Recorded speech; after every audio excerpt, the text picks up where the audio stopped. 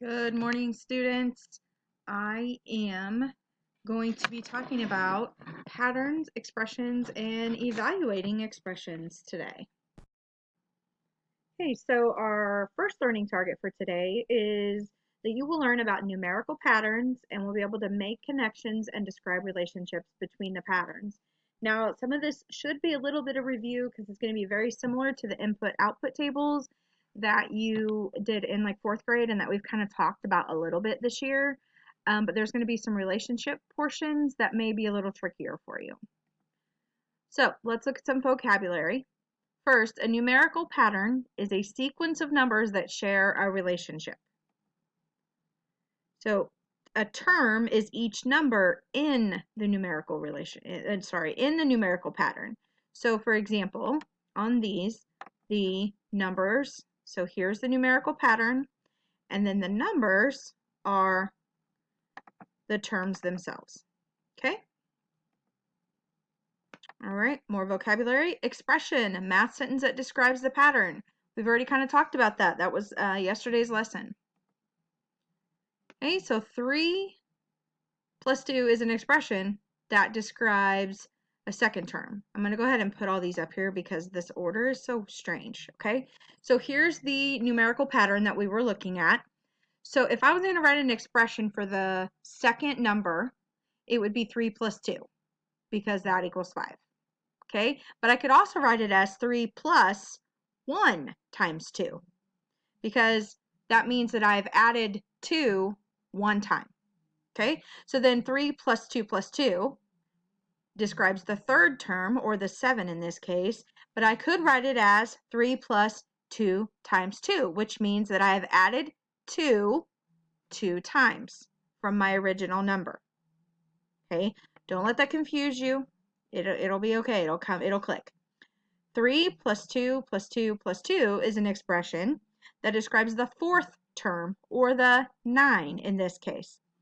I could also write it as 3 plus 3 times 2 because I've added 2 to my original 3 times. Okay? Again, these are the terms, numerical pattern. So why does it make sense? What are some connections that you can make? I want you to pause the video for a minute and I want you to think about that. I don't really have a place for you to put in an answer, but I just kind of want you to think about, why does what I wrote below make sense?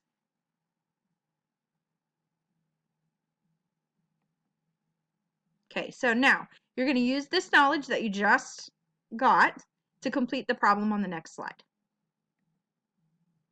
So here's the problem. I want you to pause the video and complete the 3 sections of number 1.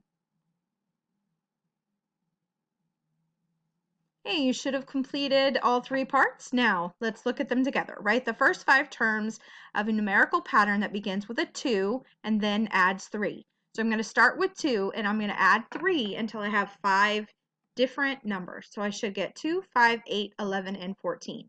Because 2 plus 3 is 5, 5 plus 3 is 8, 8 plus 3 is 11, and 11 plus 3 is 14. Okay?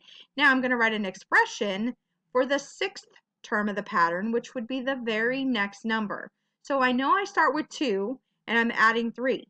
So there's 2 different ways I can write this. I can do 2 plus 3 times 5 because I have added 3 5 times to my 2.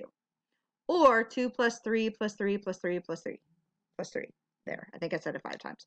Okay, so that would be, there's 2 different ways. Now the first way that I have listed there here is going to be a lot easier. You just need to count. So think about how many 3s you would have added on and put that number there. Okay. So now we need to figure out, what is this? So 3 times 5 is 15 plus 2 is 17. Okay.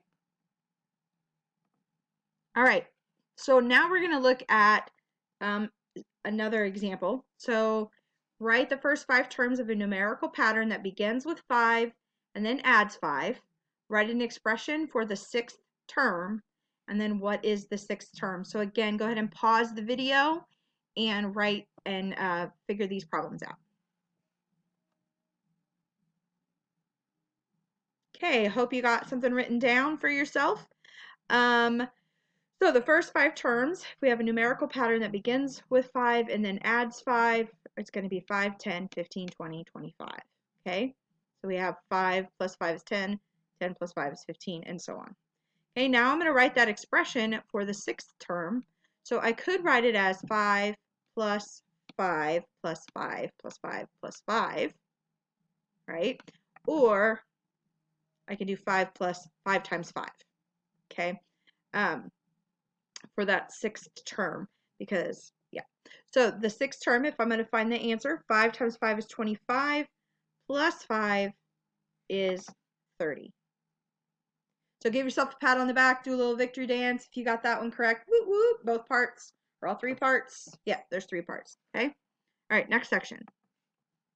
So why, before we move on, why do I write 5 plus 5 times 5 if I'm looking for the 6th term? Why wouldn't I do 5 plus 5 times 6?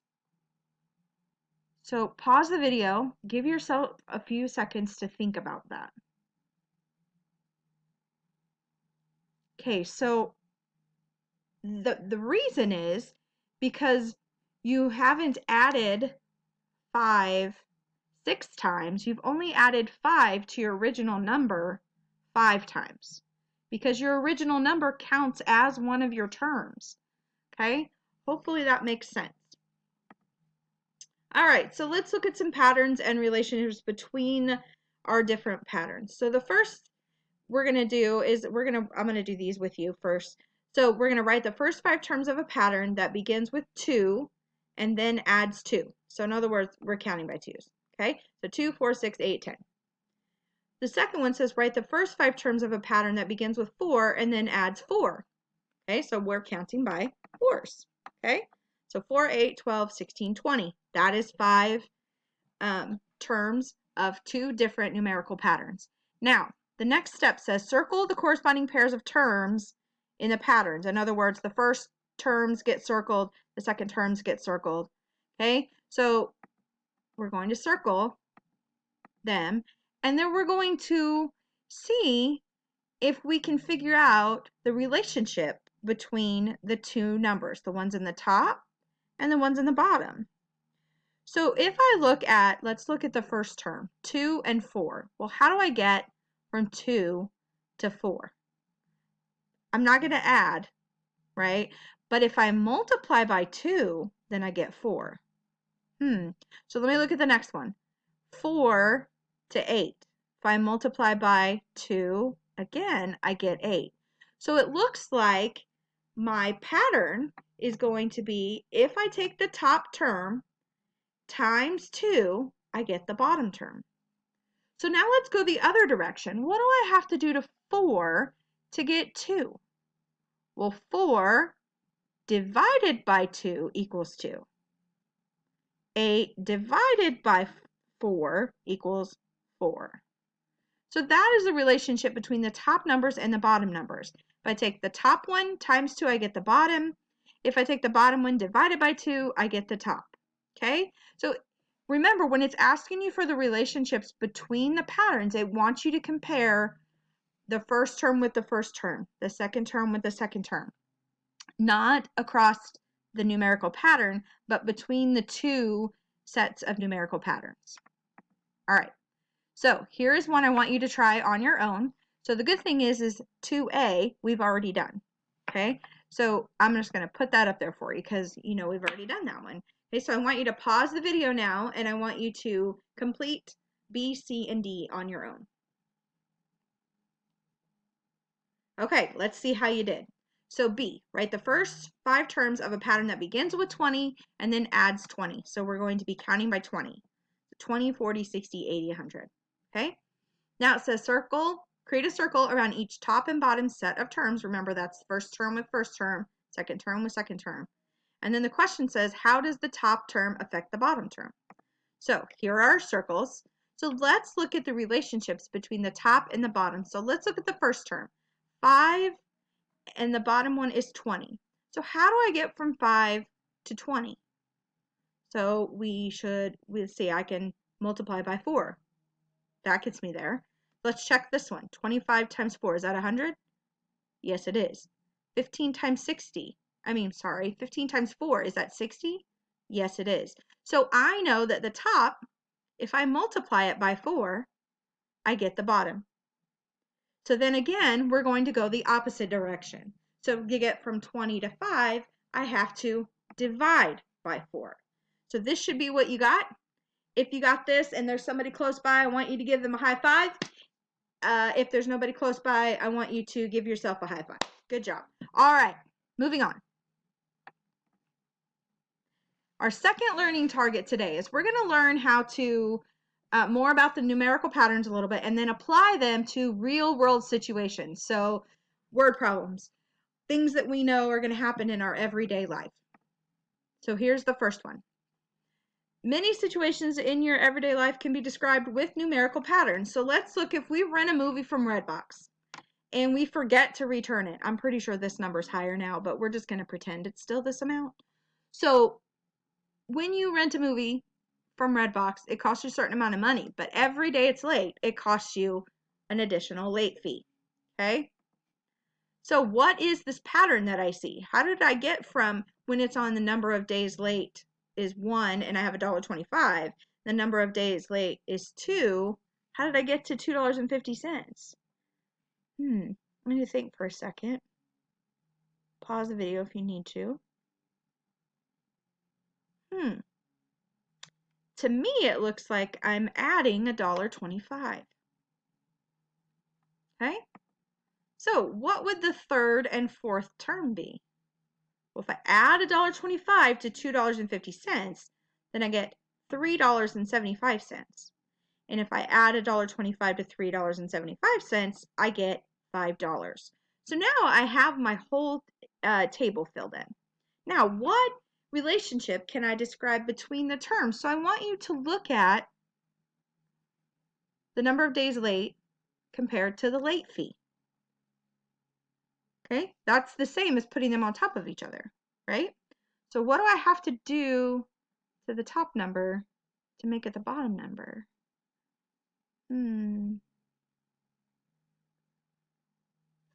So it is 1 times the first one. So let's look at number of days late as 1. It would be 1 times $1.25, right? Or 1, sorry. Yeah. And then it would be 2 times $1.25. 3 times $1.25. You see that pattern? Okay? All right, let's look at a different one. Cost of the movie tickets. These are cheap movie tickets. They cost more than this now. Okay, so the first thing I want you to do is I want you to pause the video and figure out, draw this little table and figure out what goes in the missing boxes. Make sure you look at the tickets on the top. Okay? Okay, so let's see. 1 ticket, so 2 tickets is $16 and 5 tickets is $40. So if I compare the relationship of my top number and my bottom number, let's see, 2 to get to 16, I had to multiply by 8. 5 to get to 40, I had to multiply by 8. So that means 1 times 8 would be 8. And 8 times 8 would be 64. Okay, and so then our pattern is 8 plus 8 times however many tickets, which is X. Okay, so if you want to, you could pause the video for a second and see if you can figure out how much 4 tickets would be, or 7 tickets, knowing what you know about the pattern.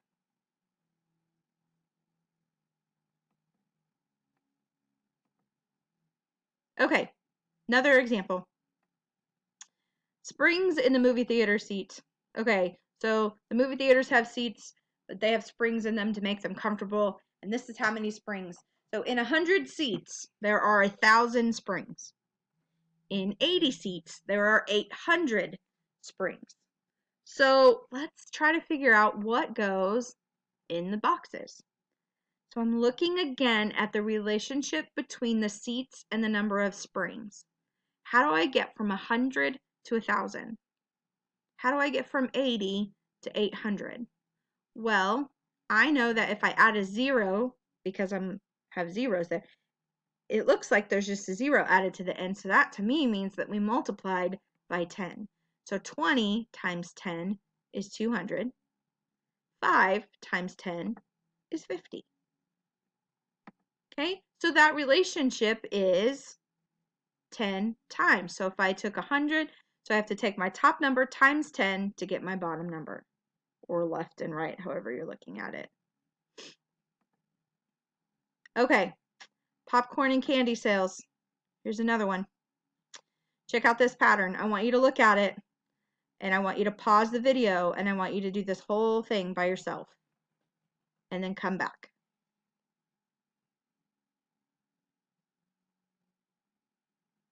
Okay, I hope you got it all written out. I'm excited to see if you get this one. Okay, so if I don't buy, if there was 0 candy, 0 popcorn.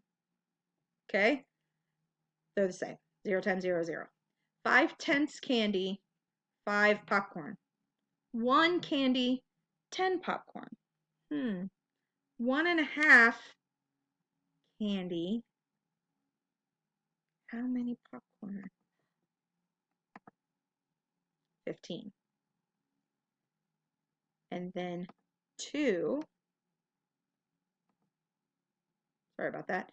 2 would be 20. What's the pattern? What do you see? Should be, again, times 10. Okay, 0 times 10 is 0. But 5/10 times 10 is 5. 1 times 10 is 10. 1.5, or 1 5/10 times 10 is 15. 2 times 10 is 20. Okay, so that's that relationship. All right, so now we're going to find the rules and the missing numbers. We're going to do this one together, and then you're going to do a couple on your own. So first of all, I have W, and W has different values across the top. So we're going to compare the numbers in the first column. Well, it's kind of the second column, but where the numbers are, the first column of numbers. So we have 36 and 4. How do I get from 36 to 4? Well, I have to divide by 9. So let's check the next column to make sure that our rule is the same. 63 divided by 7 is 9. Okay? So we know it's times 9. So our rule is divide by 9. So our expression is W divided by 9. Okay, so whatever W is, we divide it by 9, and that gives us the bottom, because our rule is that we're dividing by 9, just like an input-output table. Okay, so our missing number for the last box is 9. 81 divided by 9 is 9. Okay, so I want you to pause the video. I want you to find the rule, and I want you to find the missing number. Okay, hope you got that written down. So now I have Y, and in this case, Y is 6, 8, and 10. So now I'm going to look at the relationship between the numbers in the first column, or the first terms. 6 to 48. Well, how do I get from 6 to 48? I have to multiply by 8. So let's check the other one. 10 times 8, is that 80? Yes, it is. So my rule is Y times 8. And then my missing number would be 64, because 8 times 8 equals 64. Okay, here's another one. Pause the video, do this one on your own. Okay, let's see how you did. 25 to 5. Well, 25 divided by 5 is 5. 40 divided by 5 is 8. Okay, so my rule is K divided by 5. Now I need to do 60 divided by 5 to figure out what goes there. Well, that is 12. And 75 divided by 5 is 15. All right, so that's the end of the video for today. Hopefully you learned some things. The good thing is you can go back and rewatch the video as many times as you need to. You can always pause and slow it down as you're watching it. Talk to you guys soon.